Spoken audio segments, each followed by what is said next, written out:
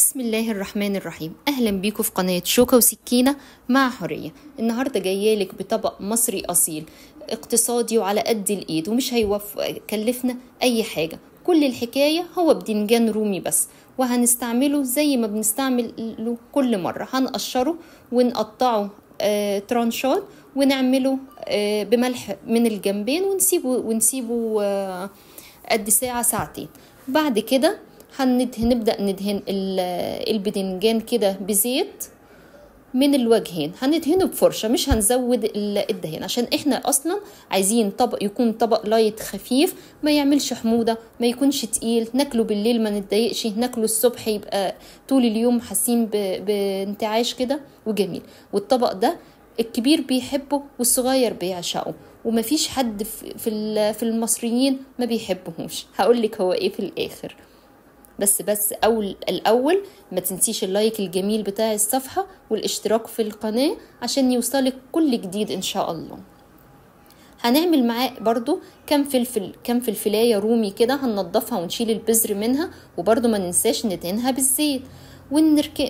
بعد كده هنحط بقى البدنجان دوت في الفرن على الشواية لمدة 4 دقايق، دقيقتين على الوجه ده او 3 دقايق على الوجه ده و3 دقايق على الوجه ده. وهو اثناء ما بيكون في الفرن بيتحمر، عايزه تعمليه على فكره في الاير فراير ينفع، عايزه تعمليه في الشوايه، بس احنا بنقول دي اكله اقتصاديه موجوده في كل البيوت، يبقى اللي هنعملها في الفرن، مش هنحمره بقى في الزيت. وبعدين واثناء ما هو بيتحمر هنعمل تومه عليها معلقه كزبره، وما نخليش التوم يسود او يغمق عشان ما يمررش معانا. وبعدين هننزل عليها بطماطم مش بصلصه، لان انا مش عايزه الطماطم دي تبقى متسبكه. كل ما تبقى نص سوا كده ولسه فيها الميه بتاعتها، الطبق بيبقى خفيف وحلو. نزلنا عليها بمعلقه ملح، معلقه شطه، معلقه فلفل اسود، زي ما انتي شايفة الطماطم جميلة ازاي. وده بقى لون البدنجان بعد ما بيخرج من الفرن، لونه فاتح يدوب وبس بيلون كده، ما بنخليهوش يغمق ولا اي حاجة. وبرده بيطلع من الاير فراير نفس الحكاية، لو عايزة تعمليها كده او تعمليه في كده.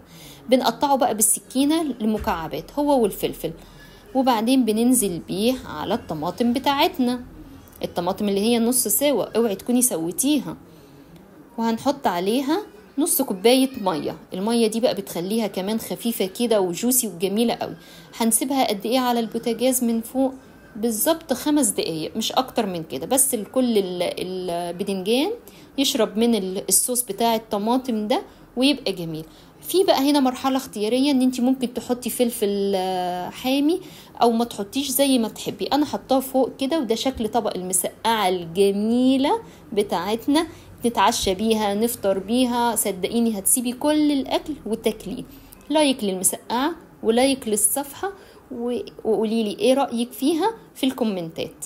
والسلام عليكم ورحمة الله وبركاته.